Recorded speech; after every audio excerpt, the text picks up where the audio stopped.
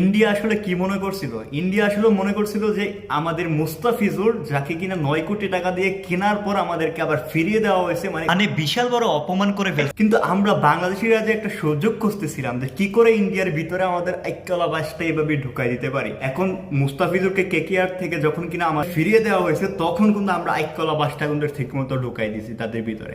যে আমরা যদি ইন্ডিয়াতে বিশ্বকাপ যদি খেলতে না যাই, তাহলে তাদের যে হোগামারা সারা, এখন দেখেন কিভাবে পাও ধরে মাপছে আমাদের। অলরেডি তারা কিন্তু বলে দিছে মুস্তাফিজুরকে কিন্তু তারা আবার আইপিএল এ ব্যাক করবে, কিন্তু আমরা কিন্তু মানা করে দিছি, এবং কি আইপিএল কে বাংলাদেশে একদম ব্যান করে দেওয়া হয়েছে। এখন থেকে আইপিএল এর সম্প্রচার কিন্তু সবকিছু বন্ধ থাকবে বাংলাদেশে। তো এটা কিন্তু খুব বড় সড়ো একটা আইক্যলা বাস কিন্তু ইন্ডিয়ার ভিতরে ভরে দেওয়া। এখন অন্যান্য দেশগুলো কিন্তু এখন আর ইন্ডিয়াকে সাপোর্ট করবে না, কারণ তারা খেলার ভিতরে কিন্তু তাদের রাজনৈতিক প্রেক্ষাপট কিন্তু আসলে তুলে ধরা হয়েছে। সো এই কারণে কিন্তু আমাদের মুস্তাফিজুরকে বাদ দেওয়া হয়েছে, আর এটা কিন্তু পলিটিক্যাল ইস্যু। সো এই কারণে কিন্তু এখন ইন্ডিয়াকে কিন্তু সব দেশে কিন্তু বাস দিবে, আর অলরেডি পাকিস্তান কিন্তু আমাদের সাথে অলরেডি ইন্ডিয়াকে পাস দিয়ে দিছে।